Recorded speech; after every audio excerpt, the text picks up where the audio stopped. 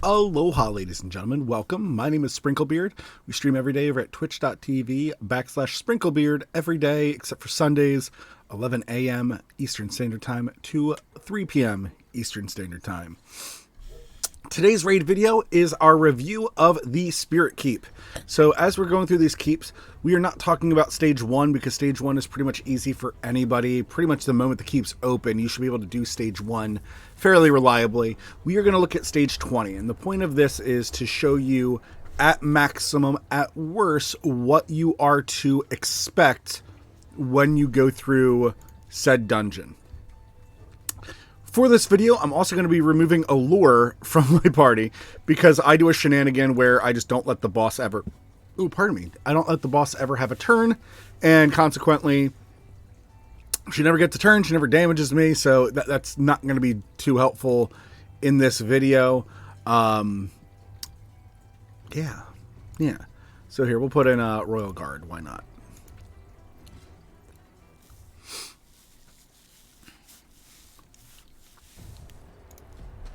So, like always, with any dungeon, you want to be able to just clear the content as quickly as possible. So these guards, none of them are terribly challenging.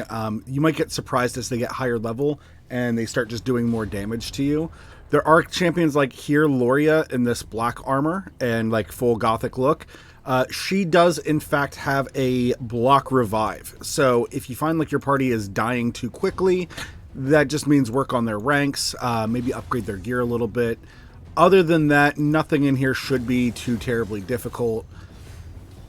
You do not need legendaries to clear any of this content ever. Does it help or does it speed things up? Absolutely. That's just because legendary kits in this game do have quite the overloaded kit. If you're relying on debuffs, back here in the center is Spirit Host, and she can... cleanse off all debuffs from the party. So if you notice me focusing her down more than anybody else, that's a big reason why. This girl can put on an unblockable. I can't remember her name off the top of my head. But for me, it's frustrating. Just wastes a lot of time at what point I'm at in the game. So I also focus her or try to not let her ever have a turn.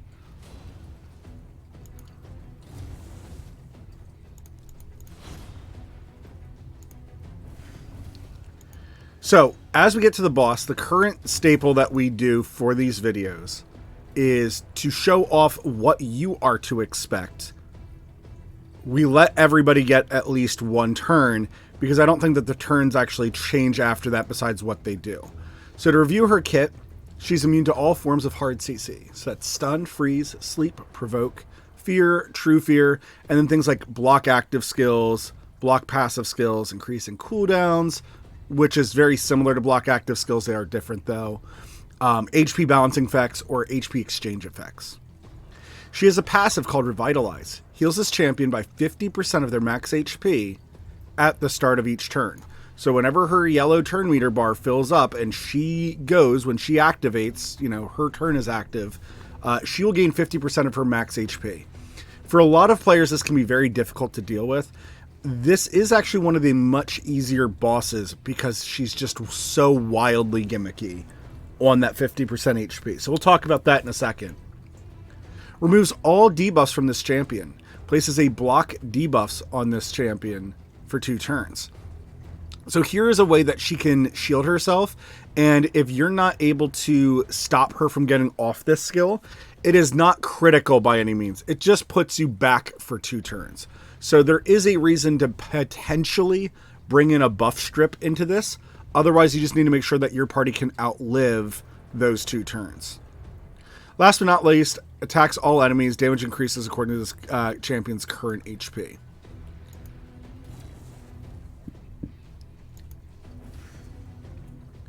So here, just to showcase it, you know, we're going to do damage and we're going to just watch her health jump all the way back up. What's even better here is that because Royal Guard got that defensive down on her, this means that she should hopefully use her cleanse, which would be really good for me for when I actually need to go and kill her. This guard on the right put a decrease accuracy on us. Now, this is technically really bad because you need to land a debuff on her. And there's one debuff that is super easy to land and another debuff that's harder to land. The harder one is usually the one that players go to. This doesn't affect me because I have Lady Kimmy now, which is an obscene legendary champion. But there is a rare version called Kurzad Deepheart that can increase accuracy by 50%. So I'm not too worried about that at the moment. So there, we almost had her down to 50% health, but then she just gained it all right back up. Skull Crown, it's counterattacked, which is fine. We're going to wait for this guy to go off, and then we're going to start taking this seriously. I am going to break everybody's defense, though, because... Of course, that's the one time she decides to stun. Alright, well then, we'll kill off this guard in the meantime.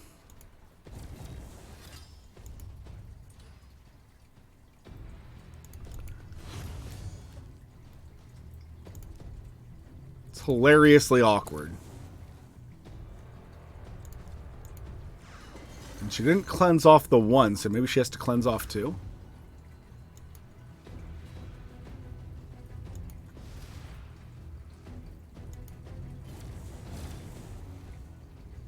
So here he attacks, and I didn't see him remove any buffs, but he does stun. So it could be that this guy lowers accuracy and this guy tries to stun your party, which obviously would just put you worlds behind. So here we're just going to finish her off. So what debuffs was I talking about when we said there's one that's incredibly easy and then the other one's a little bit more difficult? So the three main ways that I would encourage players to counter this boss. The first one that is super easy, super reliable, and you can farm the campaign for it, it is HP destruction gear. So as you destroy her HP, she has less that she can regenerate. The less that she has to regenerate, the easier it gets to burst her down. And in a sense, that's what that counters a lot of healers in any game, is burst damage. Killing them before they can react is the best way to go for killing off supports in any game. In this game, it's no exception. If you lower their max HP, they can't heal as much. Then just a lucky crit is usually enough that puts you further and further into succeeding. When you get to a point in the game where I'm at, all your characters will have that 100% crit, so bursting her down is no true challenge. The second way, and what most players go to, and is definitely the more effective way, I would heavily encourage this, is counter healing. Now, Mashalad, in my case, my main champion here, he does have a way to put a block heal 100%. So there's a 50%, which is the lower version, and 100%. Either one is perfectly fine. So depending on what champions you get in the early game, it doesn't matter. If they can land that debuff, this fight becomes trivial. It's funny how easy this fight becomes, and you just annihilate her and it's no big deal. The third way that's probably very reliable for a lot of players is what I said at the very beginning of this video. I had a lure who can constantly burn the turn meter of this champion, of this boss, and therefore she never gets a turn. She never gets a turn. She's not dealing damage. She's never healing. And there's a couple of characters in this game that fall very easily victim to, well, if they don't get a turn, they're not going to do anything. So it's a very easy way to work on this boss. Allure is probably one of the best champions known for this. There is a uncommon champion named Armiger that would fill that role quite well. And you just have to build him up with 100% crit rate and then as much accuracy as you can put into that kit, so that way he consistently lands that debuff. If he does not crit every time, you're not going to get the debuff. And then if you don't have enough accuracy, you're not going to get that debuff off. So it is one of those things that it'll feel a little weird building it up. And then when you see how effective it is, and then it becomes just kind of funny and goofy. You're like, wow, this boss is not so difficult. But this is for the spirit champions. Obviously, you can use anything like magic champions, spirit champions, or void champions in this content. I would heavily encourage you do not use any force champions in this. The big reason why is that when you get a weak hit, you can't place on your debuffs the way that you need to. And that becomes very, very important when you get into this fight. Now, in the case, let's say your first, epic or legendary champion is a force champion who has anti-healing in their kit. Yes, you're probably going to use them here regardless until you get something better. Understand, though, you might have a very hard time landing that debuff, and your accuracy is going to matter a whole lot. And then you're just going to be fishing for, I need a non-weak hit with this champion. It just compounds the issue of landing your debuff. You definitely want to have as easy as a time as you can. So having some type of magic champion would be best. Spirit champions or voids with anti-healing work just as fine. Again, turn meter reduction. So recently we made a goofy account where we were 6-starring Death Knight, and we got the Void Champion Stitched Beast, which is a dog. And that dog actually proved very useful in here because I could wait for her turn meter to fill up. The dog's A3 could fully deplete her turn meter. So I was doing that a whole lot to give myself extra turns to get in there. Guys, I really hope this video was helpful for you. If you have any questions, please let me know. This boss is kind of one of the most frustrating bosses for players to deal with at the beginning of the game because you need that counter heal or you need that turn meter burn. Or it's something that you might not think that, hey, does turn meter burn effects work on bosses?